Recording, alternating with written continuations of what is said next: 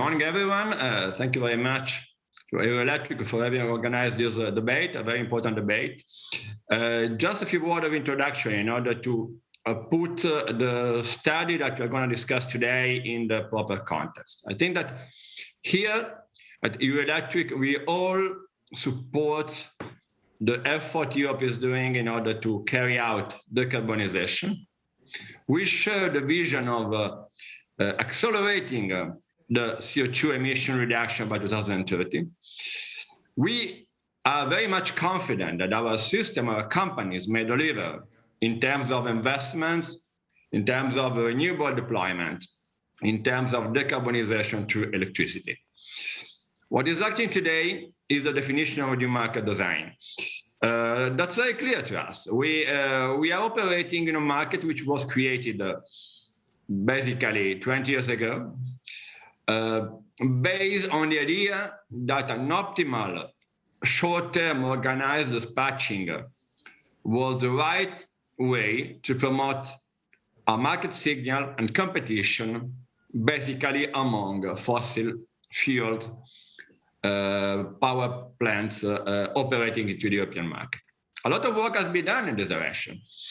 Market tools, market integration is a role in order to create a proper level playing field at the European level. But it's clear to us that this is not going to work in a situation where, as we hope, we will have around 70% of new renewable sources competing, operating into the European market in a decade from now. So the reason why we asked an independent advisor to carry out a study, and our colleagues and experts today to discuss it, is that we believe that we have to go on to introduce a new model able to tackle, to succeed in the challenge of promoting investments aimed at resolving the three big issues that the power market is going to present. First one is decarbonization. We don't want to have, let's say, a separated market for new renewables based on tenders without any kind of connection with the short-term market where the existing plants are competing. Security of supply. Capacity markets, for example, today are considered a kind of exception in a critical situation. But what we are seeing in Europe is that it's very hard to promote any kind of new investment, or also keeping existing capacity in line when increasing the share of renewable without any kind of capacity scheme.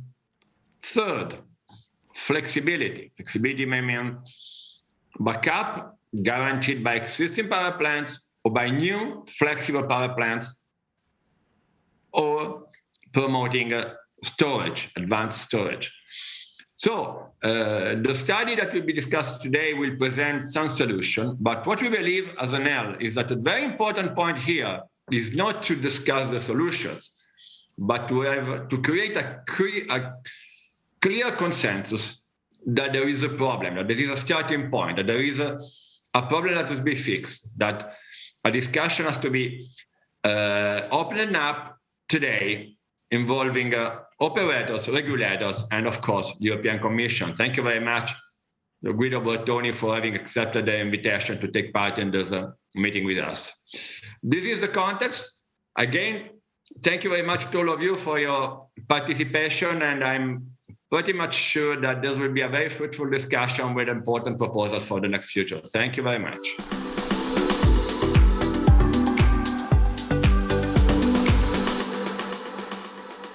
Thank you, Simone, for giving us the context there for today's debate. And I heard a very clear call there for starting a debate on this very important issue of investment and how to bring about the decarbonisation that Europe so desperately wants. We are turning now to Fabien, who is Executive Vice President of Compass Lexicon. Fabien is going to give us the key messages from the study that Simone just mentioned there, which is looking at investment frameworks to support European power system decarbonisation. So welcome, Fabien. You have 10 minutes to share your thoughts with us, please.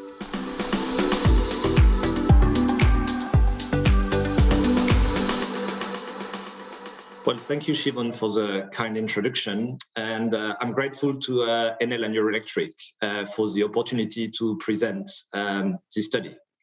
So I will discuss our proposals for the investment framework to support the EU power system decarbonization. I will organize my speech in 3 steps. First, I'll discuss the issues as we see them. Then I'll discuss the key requirements of a market design that would support investment. And then we would flesh out our proposition and conclude. Let me start with a bit of a scene setter. This chart shows you capacity additions historically in Europe and going forward. The simple message here is that we need to step up investments in power generation in the next 2 decades in order to decarbonize. There is a second message. If you look at the fine print and the colors historically, you will see that actually the bulk of our investments to date in the power sector have been either made under monopolies, regulated monopolies before liberalization, or actually were done under long-term contracts of one sort, either renewable support schemes or capacity mechanisms. So there has actually been very little merchant investment in power generation in Europe to date. That is a simple fact. Going forward, I think it's important to also understand that the context in which we design a power market is important, and that context has changed a lot. In the 90s and 2000s, the focus was very much on market integration across Europe. Today, the focus is very much on decarbonization, as we discussed. The technologies we had were quite different, essentially gas, coal, nuclear. We are focusing very much on variable and clean technologies today. This has 2 implications. First, these technologies are variable. Second, most importantly perhaps, they are high capex. They are essentially fixed costs. On the demand side, consumers used to be passive. They are more active today. And finally, on the network side, similarly, there's quite a bit of change ongoing with smart grids and two-way flows optimization. All of that to say that the market design we designed 2 decades ago needs, in our view, to be significantly revamped today in order to deliver on the investments needed for the transition. So what is the proposal? Well, the proposal is not, I would say, to throw the baby with the bathwater. The idea is to build on what we have today, which is a set of short-term markets, which are sending price signals for an efficient dispatch across Europe. But we see that as only one part of an efficient market design, and we feel that we are missing the foundations, if you want. And the foundations are essentially 2 pillars, one being coordinated planning of infrastructures that are needed for this energy transition. So there is a need to essentially coordinate at different geographic levels, local level, national, regional, European levels, and to do that in a cross-sectoral way. Second important pillar, there is a need to making sure that investors can invest, and hedging instruments, contracting instruments are needed in order to, I would say, minimize the cost of financing and ensure that the required investment will be forthcoming. So these are the 2 main pillars of what is lacking today. And we've been thinking about how to articulate that with the current investment framework. And we think that the first principle that needs to be recognized is that we are moving away from having electricity being traded as a single commodity. What is clear is that in order to decarbonize, the system has a number of needs which will need to be recognized and valued. So obviously we need clean energy, that's obvious. But we also need flexible energy, and we need to ensure that we have adequate supply in order to ensure security of supply. So the key message here is that the market design will need to reward the resources to reflect their contribution to the different system needs in a differentiated way. and to create obviously a level playing field between technologies who are providing these different resources to the systems. So these are the requirements. Perhaps let's move now to our proposition and how we suggest to organize this market. So the first stage is very much the definition of the kind of indicative planning process for defining the system needs. And you have different possible approaches to define these system needs. It needs to be holistic, it needs to be cross-sectoral. One, I would say, old-style approach to do it is to have a centralized approach. So you'd have a system planner who would determine how much is needed. An alternative is to have a fully decentralized approach, where essentially you trust the market and price signals to determine how much is needed. We believe that none of these approaches are optimal. On the one hand side, you have the risk of over-procurement. On the other side, you have a risk of a shortfall on targets. The new idea we would like to bring to the discussion is one of a hybrid approach, where essentially there is some form of indicative planning, but that indicative planning is not necessarily determining the necessary needs, I would say, of infrastructure. It's essentially determining the low regret pathway, the minimum need, if you want, and then the market can complement it.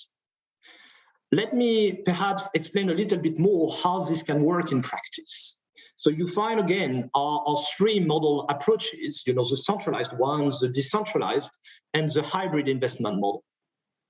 There needs to be, as we discussed, the first step when the need is defined, and then we can organize this procurement of the needs via either centralized auctions or decentralized obligations. This is not something new, by the way. We already have that in power markets in Europe. We have either, for instance, renewables obligation certificates, or we have auctions. We also have the same for capacity markets. So the principles are known to us, and that can be replicated with the different models, with potentially a new idea here, which is that the timing at which the auctioning is done is also important. You can either have an early model where you will prescribe early on a minimum need, and then you let the market complement. This is the early model to A. Or you can have a late model, which is more a backstop mechanism, an ex-post intervention in case there is a gap compared to the policy objective. To make it very concrete, you let the market invest. And if you realize at a certain time, which is predetermined in advance, that you have a shortfall compared to your policy objectives, then you have a backstop mechanism triggering an ex-post correction. You can also have a free market model, as we said, but clearly these three market models have profound differences in how much clarity and how much certainty they give to policymakers in achieving the targets, and also in how much they support private investors. So it is time for me to conclude, and I will just recap a few messages from the study. The first message is that we need a radical rethink to step up investment and make sure that we manage that energy transition. The second message, which I think is becoming clear, is that there is a gap between the perception of what is driving investment and the reality in power markets. Historical data are showing that there has been actually very little merchant investment, and that some form of hedging and contracting mechanisms are an essential pillar of any investment framework. This needs to be obviously reconciled with the current market model we have today, and essentially two things are missing. And the first one is a coordinated planning approach in a cross-sectoral way. The second thing is what I mentioned just now, meaning these long-term contracting and hedging mechanisms. Now, these are old recipes, you will tell me, but where the study contributes is by providing a new approach regarding these different elements, which are fundamental elements. First, in terms of planning, by suggesting a low regret approach, which is a new concept. Second, by trying to combine coordination and planning with the market in an efficient way. Third, by suggesting ways in which the contracting and hedging mechanisms can be made to work with the market without creating distortions. Fourth, by suggesting that there is no one-size-fits-all there should be a menu of contracts so that investors, private investors, can reveal their preferences. And finally, by having an obligation to have the load following the contract for generation. That's what is essential to make retail competition work with this model. So it's difficult always to summarize new ideas in 10 minutes, but I hope this sets the scene for a bit of discussion, and I look forward to the discussion. Back to you, Simone.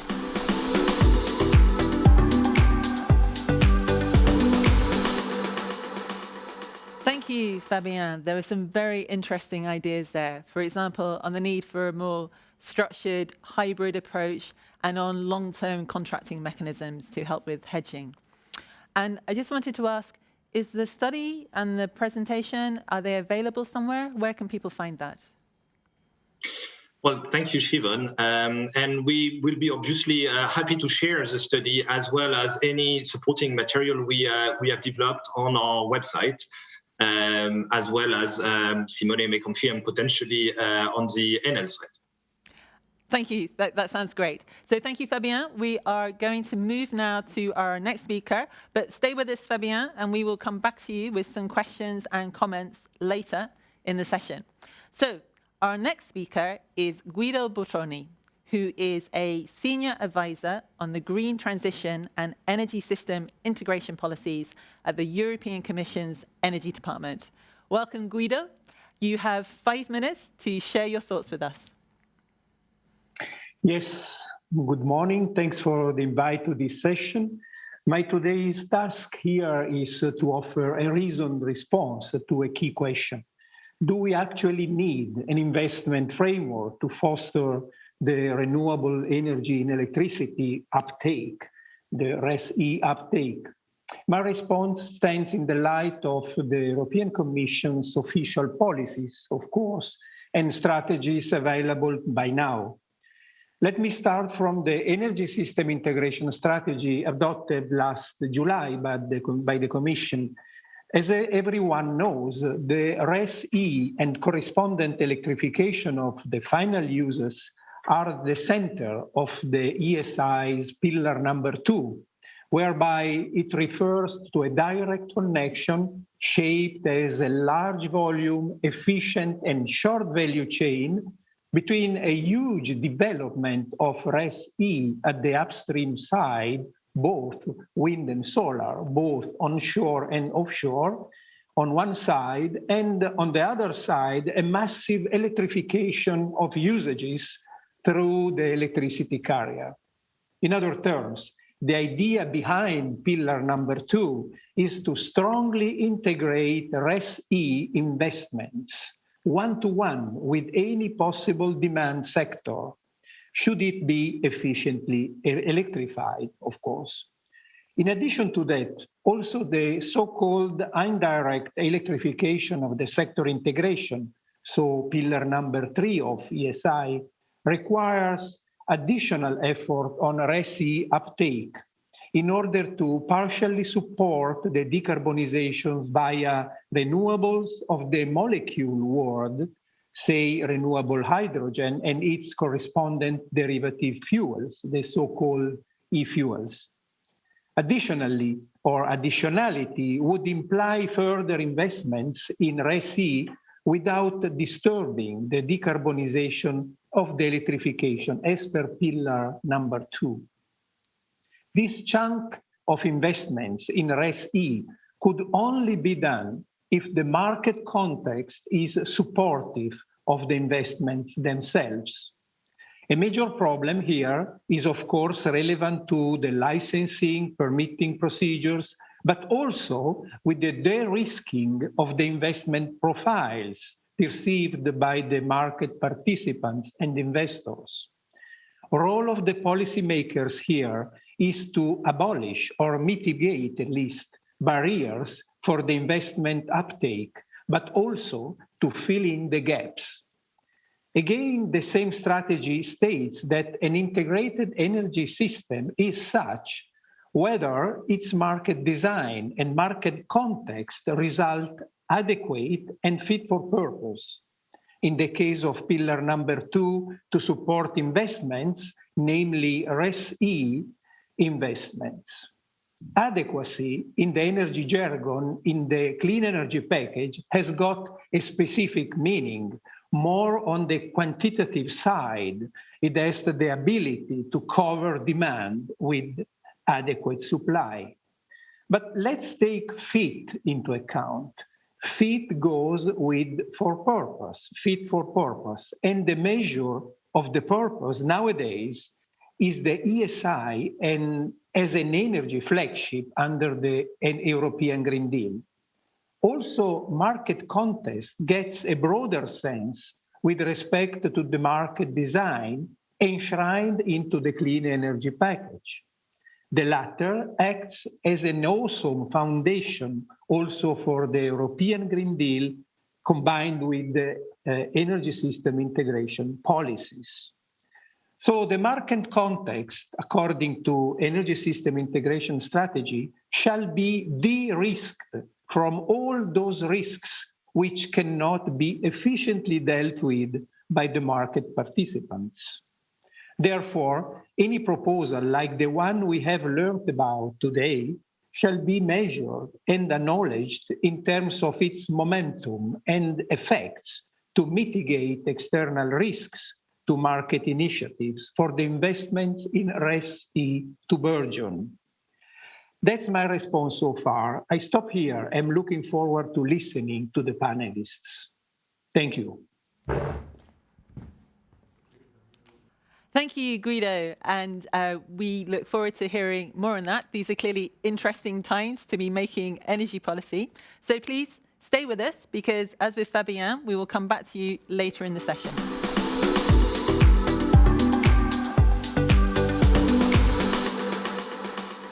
And now I'd like to introduce our panel for the debate today.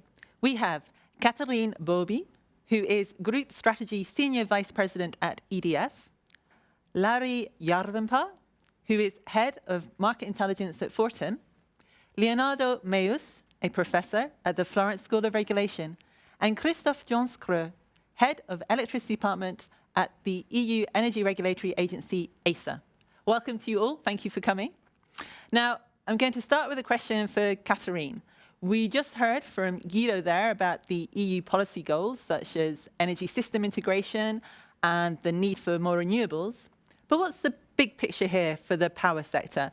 What kind of challenges are you facing? Well, thanks, Siobhan. Your question is key, and I'm happy to take part in this panel to share the perspective of EDF.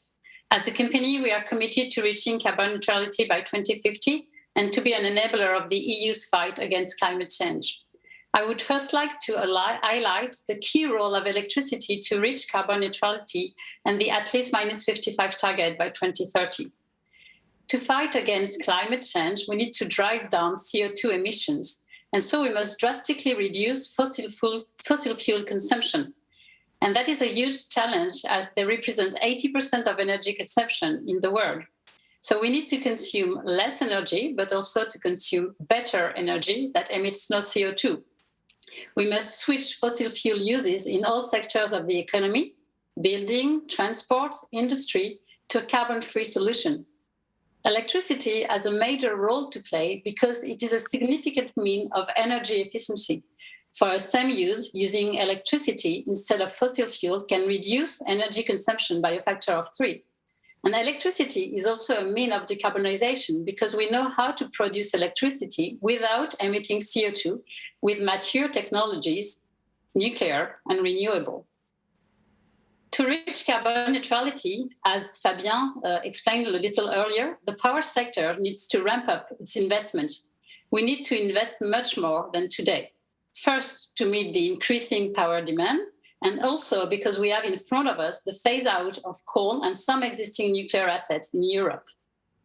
So it is very important to link the decarbonization and electrification agenda and the electric market design topic. The market design is sometimes somehow forgotten in the current debate. Still, it does not provide signals to incentivize the long-term investments, as it does not fully remunerate those investments. And so we need to revisit the market design to work on long-term support schemes for all carbon neutral technologies. A lot of renewable, of course, but also nuclear and new solutions such as CCS, flexibility, hydrogen. And we also need to invest into grids so that transport, buildings, industry can be electrified. Thank you, Katherine. So I'm hearing support there for the need to rethink the EU power market design. And I'd like to bring in Larry now. Larry, so we heard Katherine there talking about the key role of electricity to help the EU cut its emissions. And we heard Guido there really focusing on the need for more renewables. So what's your view? I mean, is there anything else that the EU should be looking at to help with this decarbonisation process? Yeah, thanks. Well, first of all, really appreciate the fact that this study is made, and I agree on the need to put the market design discussion back to the table. The kind of like there's a time and place for everything, and at least now we need to have a serious and honest sanity check regarding the current market design and the target model in the context of what Europe now tries to do in an admittedly very short time frame. And I do also agree with the previous speakers on the fact that electrification, both directly and indirectly, will be the way decarbonisation will be made possible. And of course, that then in turn will need or will entail a lot of investments into the renewable supply to meet all that incremental demand. But I do think that, however, we need to broaden the perspective a bit and also acknowledge that not everything will be bulky intermittent renewables, but there is really a genuine and growing need also for other energy products and services, ranging from flexibility to security of supply to various even a bit more exotic ancillary services in the transmission and distribution grid. And Europe, of course, today also has already capacity which provides some of this, if not many of these services, some remunerated, some not necessarily so. And we need to make sure that focusing only on adding new renewables does not undermine at the same time the commercial profitability of these existing system relevant assets. Because in my view, we simply cannot risk the energy transition getting derailed by any unwanted consequences. And at the same time, of course, there needs to be then also credible investment signals for growing in these services to the extent that they are needed in the society going forward. So really broaden the perspective from renewables only mindset to really looking holistically at all relevant needs around a stable and clean energy supply. Okay, so it's not just about more renewables. It's also about making sure existing low carbon technologies like nuclear, like Katherine mentioned, and hydropower, for example, remain available to ensure security of supply and flexibility services. So thank you very much for that, Larry. I'm going to turn now to Leonardo. Leonardo, we've heard several speakers now say that they have concerns that the current market design is not enough to deliver the investments needed. What's the view from academia? Well, thanks, Siobhan, and happy to be here. So as an academic, I can only welcome, debate and new solutions being put forward. And I very much agree with Simone and Fabien in their introduction, who said, maybe we don't yet have the final solution, but let's have a conversation around this topic. So very much welcome that. And if I look back, every time we have a new package, and the clean energy package is the fourth one, right? We have a tendency to say there is so much work to do on implementation, so it's not the right time to talk about the next step. But we've also learned that we have to do it anyway and talk about this next step, because every package so far has been a compromise. And by definition, in a compromise, you already know that there are the roots of the next step in there. But if I then look at the solutions that were presented from the perspective we have now, right? Because the clean energy package, I think, is very innovative in pushing forward a new deal for consumers. So I think we cannot abandon that whole spirit that we more and more want to put the citizen at the center. And if you then look at the solutions, I think it's a bit hard to imagine this more centralized approach and how to combine that with empowering citizens and consumers. So maybe that's why this hybrid solution that was presented has in there some appealing elements, because maybe it could be implemented in a way that would allow consumers to choose not only the kind of choices we already offer them in the clean energy package, which is smart meters, real-time, more dynamic retail contracts, but maybe they could also have this menu. And if the menu could be to choose for a certain level of quality, and if that choice would then also de-risk a bit the investments for the other players, maybe there is a win-win between offering more choice to consumers and more security for the rest of the system. And then, of course, the question is, how will that really be implemented? But I guess that's then the next step of the conversation we should have. And if I just make one reference to some academic work, last year, Robert Wilson won the Nobel Prize in economics. He's known for auction theory, but he also wrote a few papers on electricity markets, where he actually proposed this kind of concept, which he referred to as priority service, where there would be a menu of contracts offered to consumers, and each one chooses the level of supply adequacy they would like to have. And I'll leave it at that for the moment. Thank you, Leonardo. So this is clearly a topic of interest for academics, and I think that might mean there are no simple answers, and there is lots of room for debate. So thank you very much for that, Leonardo. And now I'd like to give the floor to Christoph. Christoph, do you agree with what's been said so far? What's the view from the regulators? Thank you, Siobhan, and good morning to everyone. It's undeniable that a good investment framework is key for the success of this energy transition. It's also true that during this transition, investment decision will be significantly influenced and sometimes shaped by policy and regulatory measures. And that there is also considerable room for improvement in this area. So this is why we welcome this debate and this discussion. But the good thing, in my view, is that we do not start from scratch, in that respect, I'm not sure that we need a radical rethink of our market design. I'm not sure this is the optimal solution. Why? First, we have more and more efficient and integrated short-term markets, and we should keep on solidifying these foundations, and as without them, the cost of the energy transition could quickly become unbearable for EU consumers and taxpayers.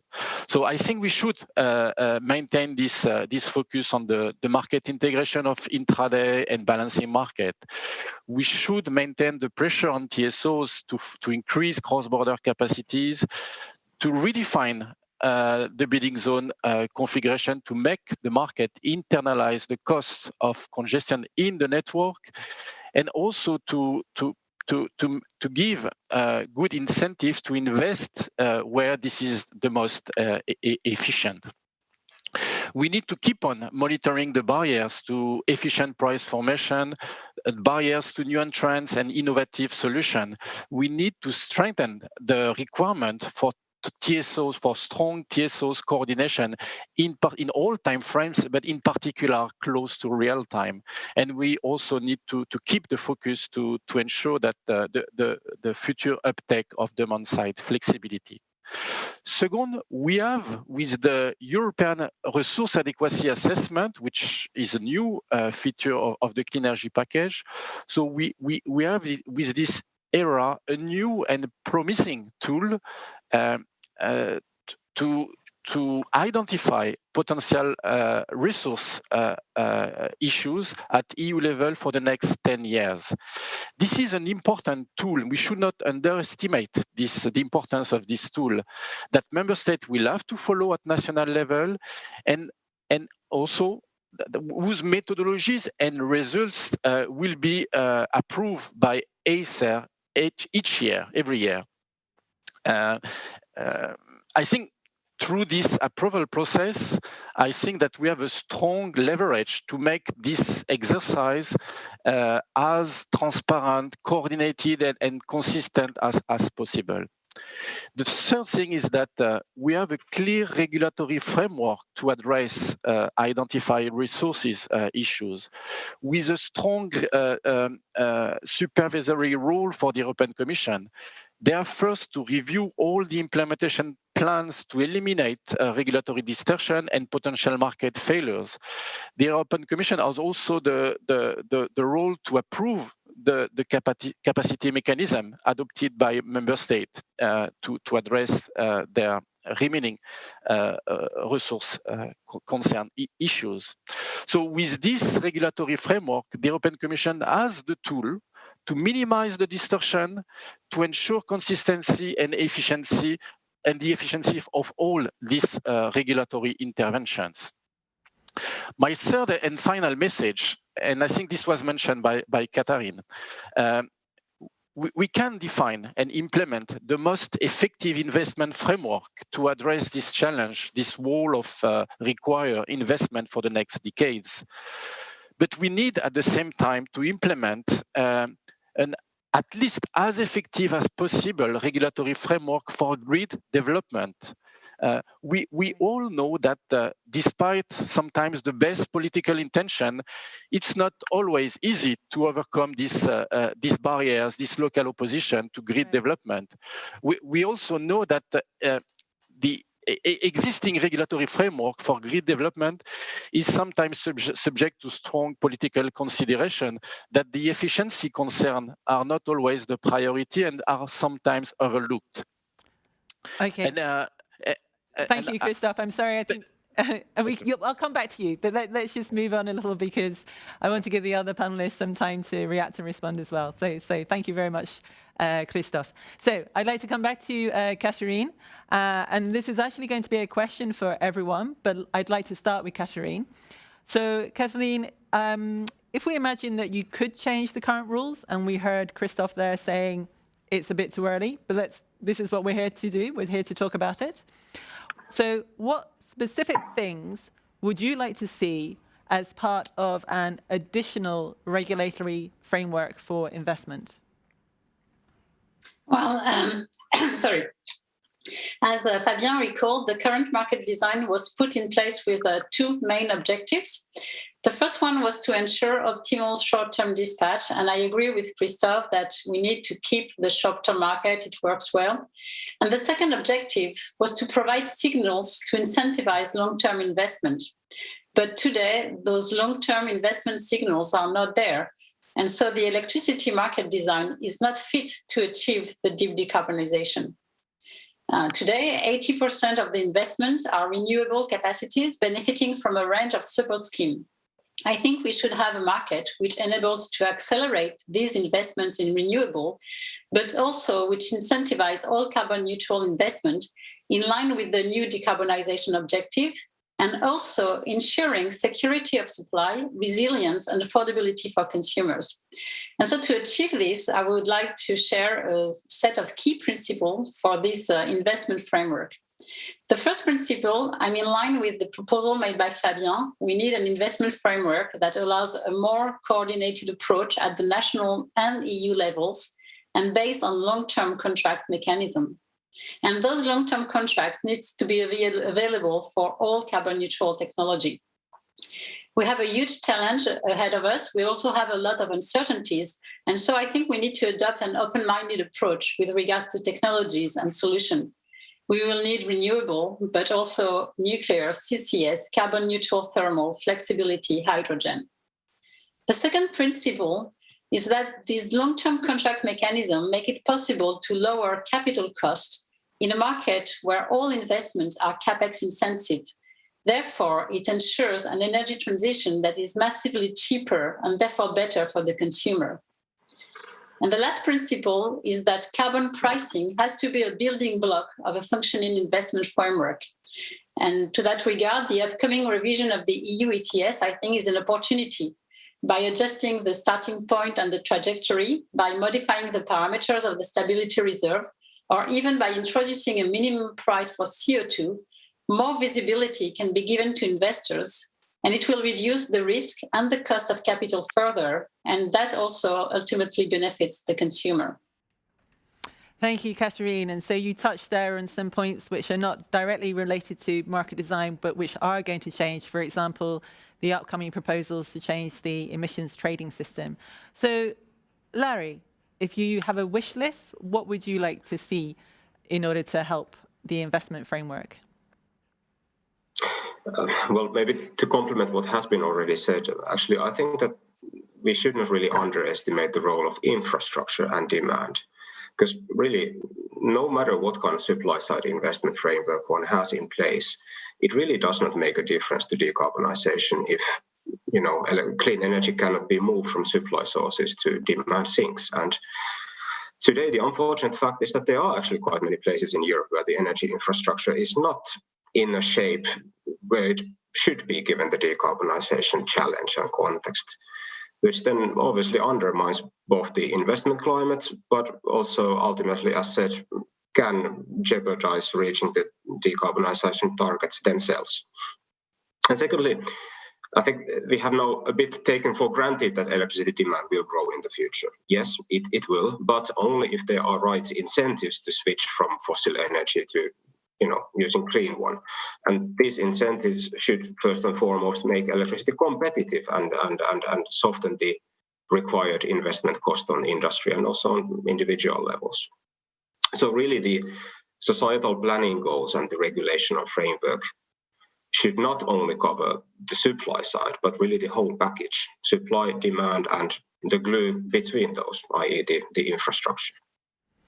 Okay, Larry, so that's interesting. You're mentioning infrastructure there. And again, we know there are new proposals going to be, well, we know the EU is working on proposals to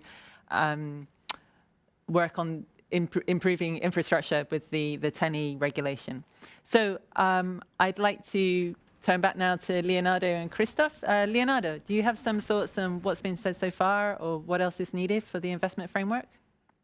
Yeah, so what I understand so far is that we seem to all agree that we need to de-risk the system. But of course, by an easy way to de-risk is to overpay, and we also don't want that. And then how to compromise, right? That's the hybrid model that was presented. And I think it has some merit to discuss further, especially if we could combine it with more choice for consumers and to really involve them, because I don't think we are at the stage of the market reforms that we want to act too much on behalf of consumers, right? And take centralized action. So I think that consumer involvement is also really, really key here when discussing this proposal a bit more in detail. Okay, so that's a plea there for some consumer involvement. And Christoph, now you can say what you were going to say earlier. There is some time, so please. Yeah, thank you, Siobhan. Just maybe to repeat what I've said before, that the importance of our foundation, we have, I think, a more and more solid foundations with these short-term markets. Katherine mentioned the EU ETS. Of course, this is also an important tool to provide this long-term signal and to deal with this decarbonization challenge. The role of the European Commission to minimize distortion when regulatory intervention are necessary. And again, I expect that they will be necessary for the next decades because of the challenge of this energy transition. And my last point was the importance of grid development. You cannot expect to have an effective investment framework without a good regulatory framework for grid development. And I think this is missing. Whether the ongoing 10E revision will make progress, this remains to be seen. But I think we should not underestimate the importance of this grid development.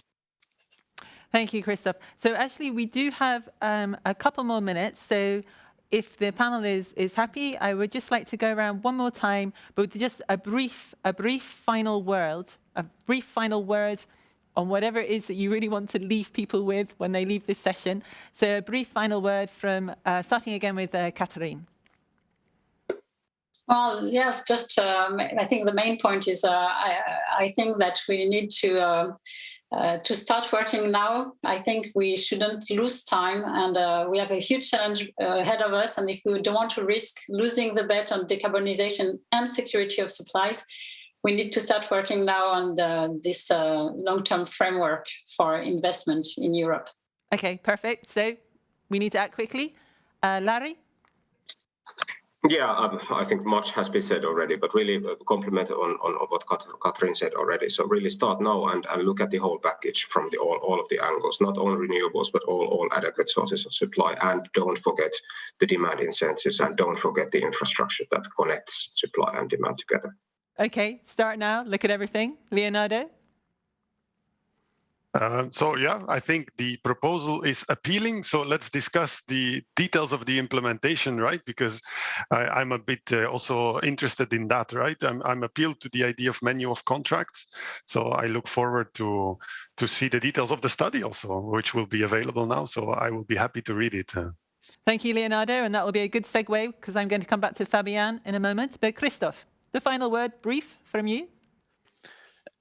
Let's build on what we have and let's strengthen the tool we have at our disposal, adequacy assessment, EU ETS, 10E revision to manage to succeed with this energy transition.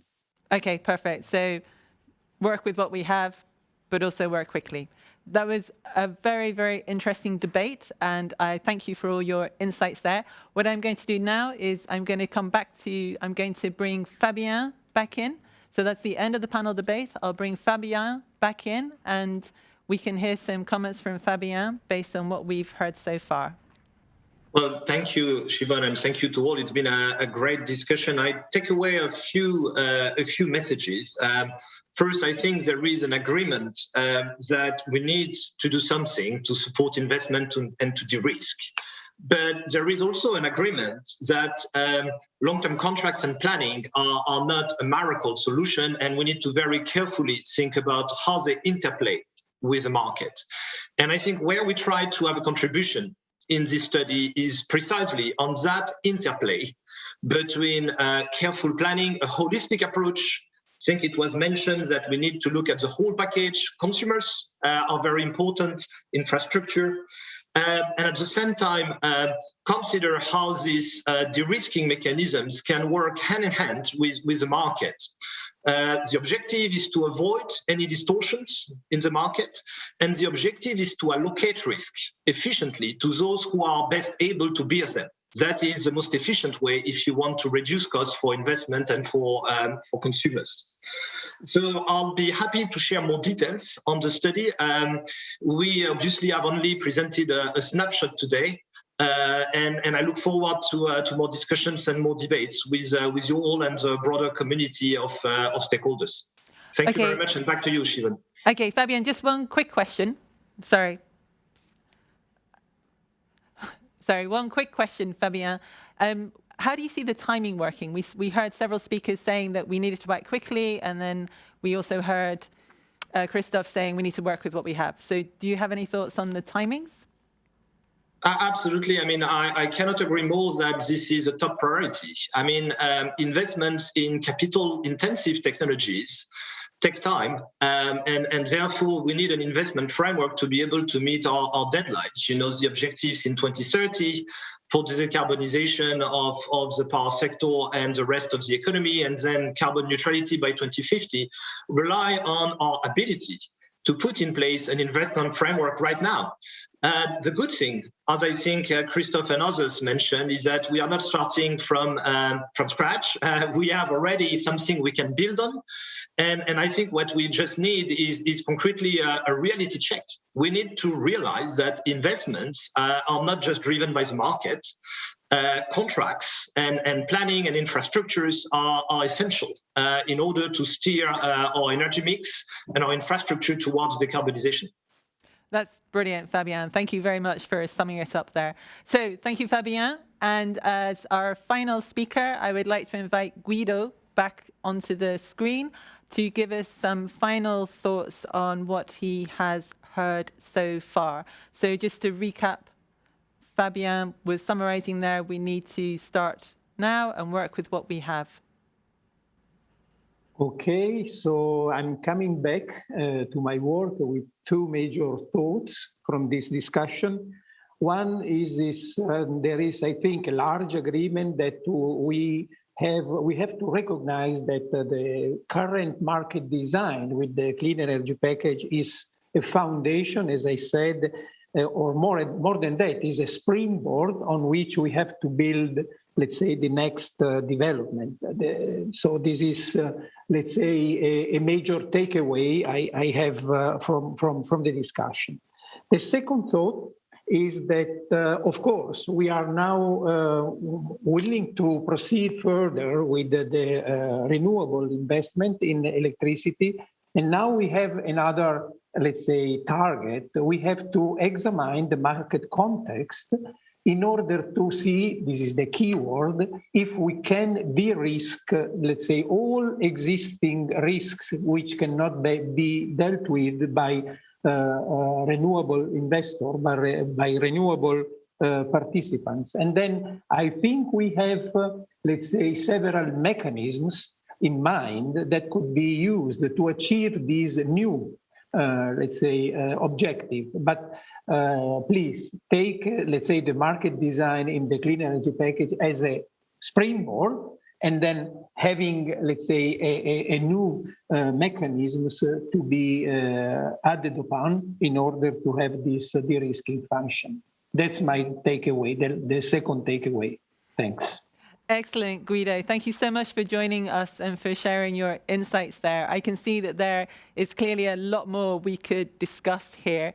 But unfortunately, that's all we have time for today. It's been an excellent discussion. Thank you, everyone, for your insights. I'd like to thank all our speakers today: Simone, Fabien, Guido, Katherine, Larry, Leonardo, and Christoph, and also for Enel for making this session possible. Thank you for joining us, and goodbye.